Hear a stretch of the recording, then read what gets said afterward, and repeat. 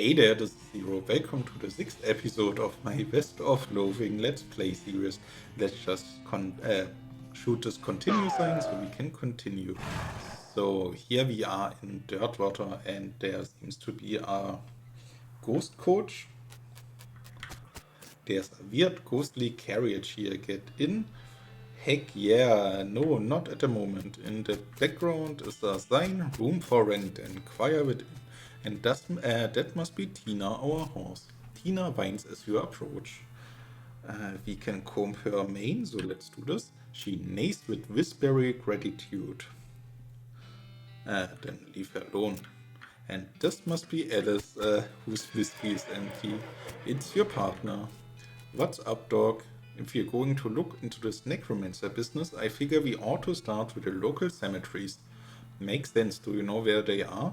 Yeah, I did some research into the territory cemeteries a while back. Territory cemeteries to see if there was a pattern. You okay? Haha, sorry. Anyway, there's one not too far from here.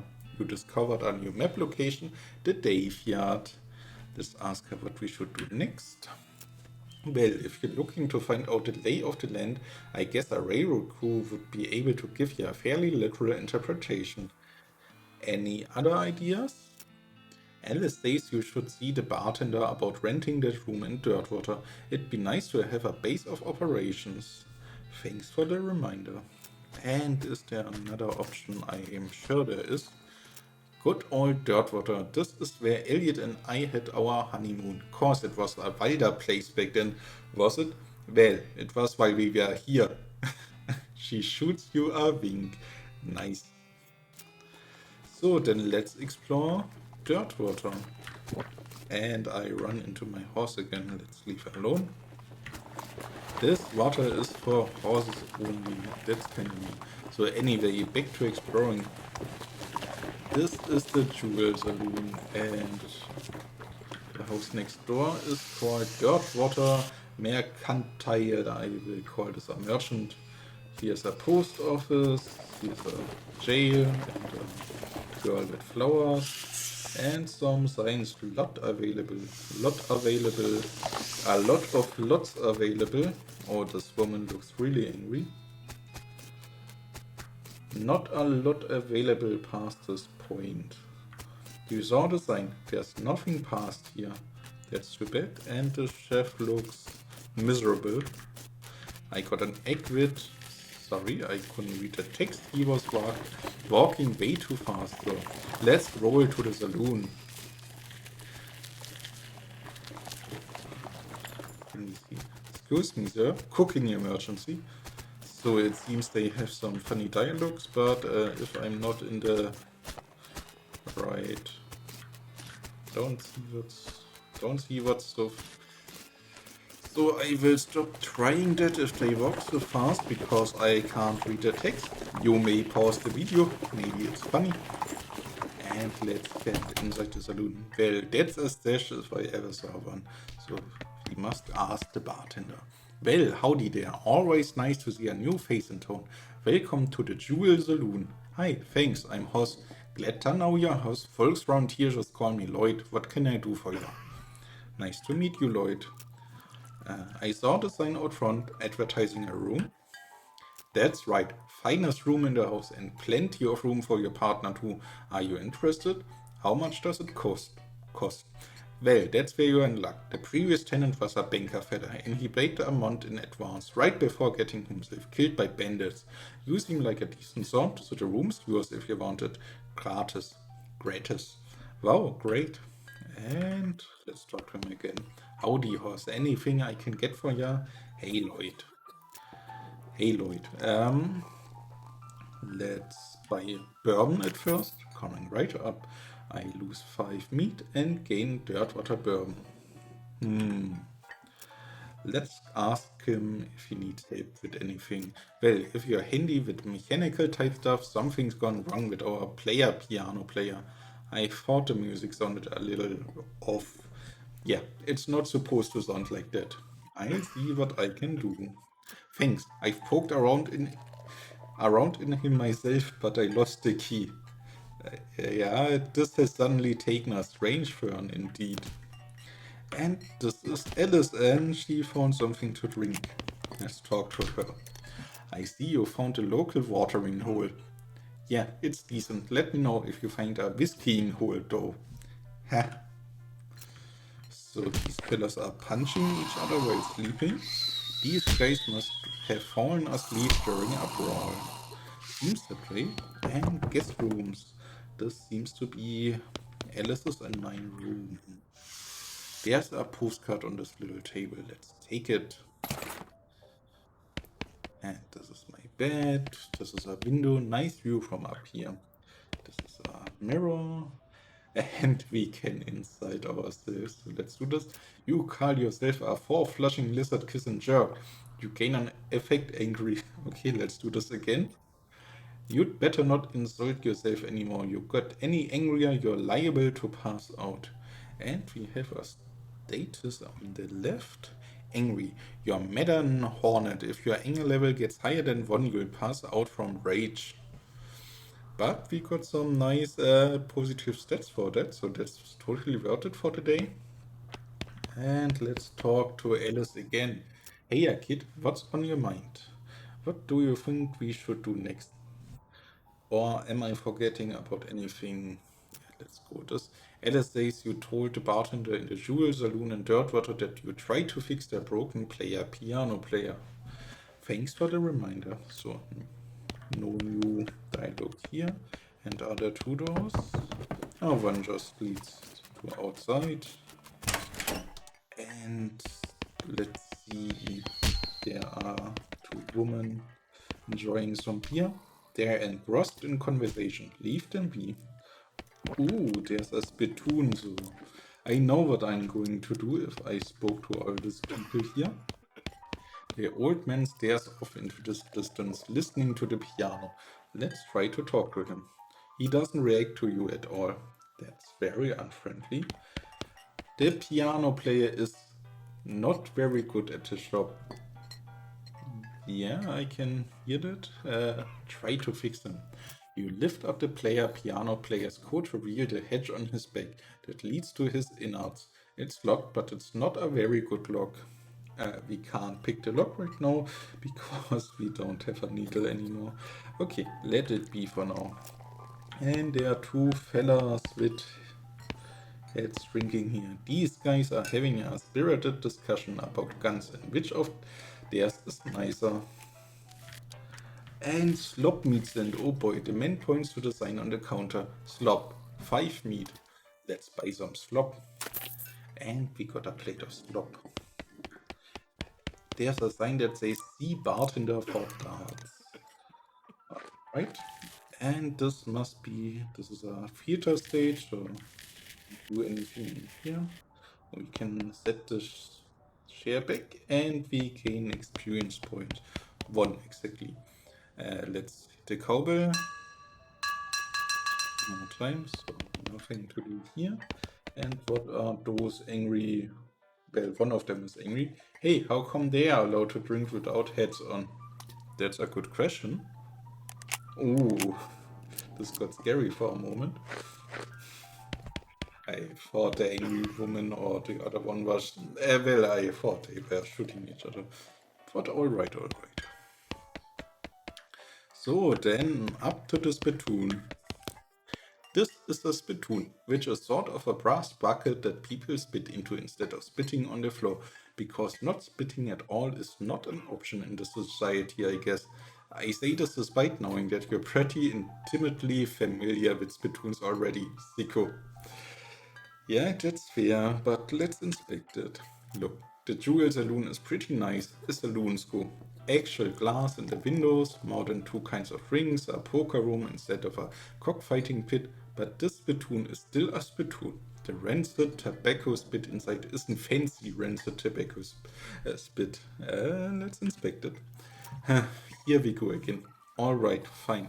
You are now hunkered down next to a brass-filled bucket, which has probably never been cleaned or emptied because you're near the desert and the ambient humidity around here is pretty low. low enough that the spit evaporates nearly as quickly as it accumulates. So that's good, right? No, that's bad, because it's only the water part of spit that evaporates. This brass bucket is half full of the rest of the spit, the toxin and filth that don't evaporate. Several years worth, distilled and concentrated, until it's the consistency of molasses. People aren't allowed to flick cigarette butt into the spittoon anymore because they bounce out. Yeah, let's search it. You're about to put your hand into a bucket of something the color and viscosity of maple syrup. Except instead of maple, it's flavored with the inside of the mouth of people who chew cigars instead of smoking them and have never brushed their teeth. Yeah, glob. It feels like putting your hand into a bucket of lukewarm tapioca pudding, except instead of tapioca, it's basically poison. It smells like someone ran over a skunk, waited a week, and then set it on fire. It feels like your hand is dissolving. Let's keep searching. You found something. You found a tacky, filth-covered porcelain cow figurine. A useless, disgusting thing that will make a great heirloom for your children, assuming you are still able to have any, and you hate them. You got an item, filthy porcelain cow. Hooray! And let's check our inventory. We've got some great new stuff. We have Dirtwater bourbon in what seems like a plastic bag. No, I think it's just a ugly drawn glass. This is a glass of famous Dirtwater bourbon, which is famous mostly for having visible chunks of dirt in it. So maybe not drink this, but it will increase our maximum HP by 5 for the rest of the day. So not too bad either.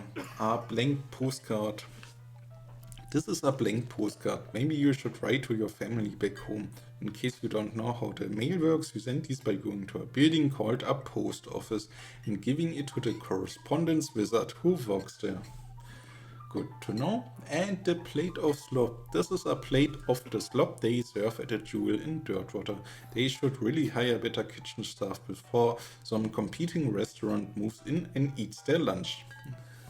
It increases our HP by 5 as well for the rest of the day. So nothing interesting in the inventory anymore, but here is a filthy porcelain cow. You have to hold this little porcelain cow upside down because it's filled with tobacco spit and you don't want it to spill out a little hole in the bottom of it.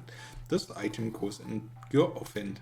Plus 3 melee attack damage, plus 3 spell damage. So it was totally worth it. So then we are nearly done here. We weren't in the kitchen and in the quotation mark poker quotation mark room. So let's head to the kitchen first. Well, yeah, seems like a kitchen that would be perfect for Dirtwater. Let's look on the stove.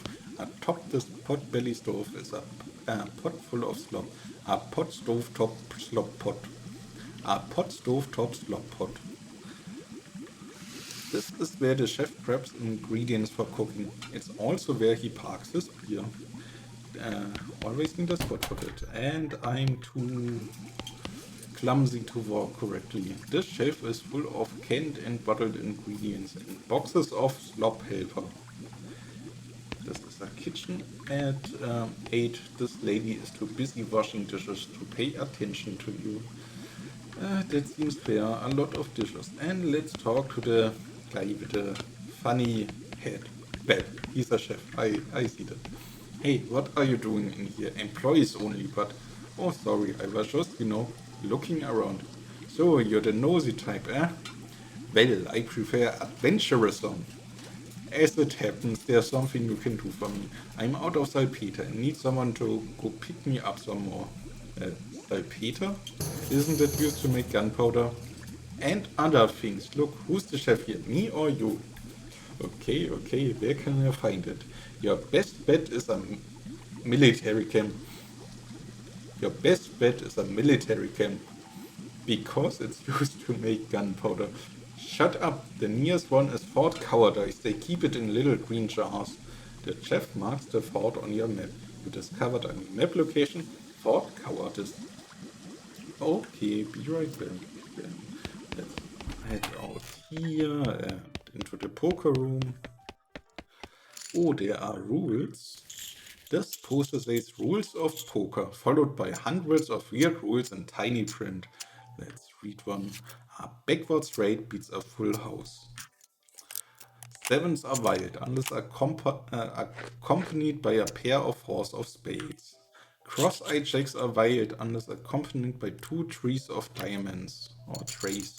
So I'm not gonna read hundreds of rules. I just gonna press this real fast in case we get a perk, but yeah, doesn't seem that way. I give it a few more tries, but no, doesn't seem that way. So let's look at the table. This table is full up. I can see that. Oh no. No room at this table. So then this table must be ours. There's an empty seat at this table. Let's play some poker. You sit down at a poker table. A dealer emerges from somewhere in the back and sits down next to you. The lady to your right introduces herself as Claudia, and the player to your left says his name is Clay. The dealer tells you that the aunt is 20 meat. Let's aunt up. Claudia and Clay toss in 20 meat each. And the dealer gives the deck a shuffle and then deals a hand of cards glides across the table to you. It's a pretty decent hand. 4 cross-eyed jacks. It's the first round. The pot is 60 meat and you estimate your chances of winning at around 30%. Let's see. Let's moxiously strategize. You cook your head at the counter, Angel. We got a plus 20% win chance. That's great. It's the second round of betting. The pot is 60 meat and you estimate your chances of winning at around 50%. So we can only check. It increases our win chance. Claudia glares at you and checks. Clay glares at you and checks. Let's continue. It's the last round of betting. Time to do or die. The pot is 60 meat and you estimate your chances of winning at around 55%. Let's moxiously raise. With a flourish, you plop 20 more meat down in front of you. Let's reveal our cards. You grin and reveal your hand. An Arizona flush. Claudia turns over a reserve Canadian straight. Clay sighs and reveals his hand. A full house. You win. You gather your haul. We gain 120 meat. The dealer announces that the aunt has been raised to 25. So let's play another round. Aunt up. The dealer gives the deck a shuffle and then deals. A hand of cards glide across the table. So this takes this down. It's a really terrible hand. 3 twos. It's the first round. The pot is 75 meat and you estimate your chances of winning at around 20%. Let's cleverly raise or forcefully strategize. Let's strategize. That clings smart. You grunt and strain and tear one of your cards in half. Now you have 2 of that card. We gained plus 20% win chance, so I said this was a smart idea. Let's continue. It's the second round of betting. The pot is 75 meat and you estimate your chances of winning at around 40%. Let's check because we can't do anything other, and yet let's call it. Let's move to the last round. Time to do or die. The pot is 150 meat and you estimate your chances of winning at around 45%. Let's smartly or cleverly strategize again. You do some quick mental math and realize your odds of winning are better than you thought they were. We gain another 20% win chance. So reveal our cards. You furrow your brow and turn over your cards. A flush. Claudia grumbles and turns over a full house. Clay grins and reveals his hand. A royal flush. You win. You get your haul. You gain 150 meat. The dealer announces that the ant has been raised to 30. Let's walk away. 2 games are enough for now, and we have a lot to do. So let's head out here. We may ask the bartender about darts.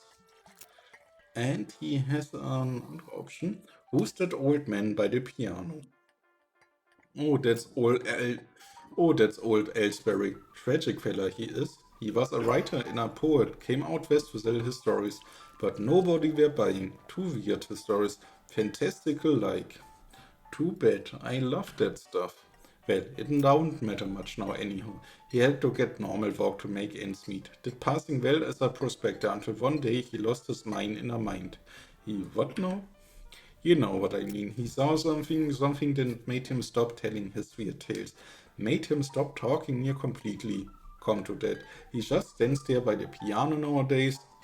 It seems to calm him down. And as long as he doesn't make any trouble, I don't mind him too much. Feel a little sorry for him, to be honest. Poor fella. And yes, let's ask about the darts. Can I get some darts? The sign on the dartboard said to see you for darts. Oh, sorry. All the darts got broken months ago. That's disappointing. And see ya later, Lloyd. So, the last thing in this episode is the thing with the postcard. So, let's get to the post office and send it to our family. So, this must be it. And here's a telegraph, or what is called here. One of those newfangled telegraph machines. And a big cabinet of locked post office boxes. And this must be the wizard. Hi, I'm Hoss McCree. Any mail for me? Nope. Darn. So let's say we'd like to send a postcard. Alrighty, let's have it. You write a quick note to Rufus letting him know what you've been up to and that you're okay. That bill, oh, it's one of them prepaid ones. That bill 0 meat then. Thank you. So, we sent a postcard, we got new map locations to check out next time. And the map is a whole, so it's pretty big. And as it seems we can wander around in it freely, so that would be interesting. But anyway, this was it for this episode. So as always, thanks for watching and auf Wiedersehen.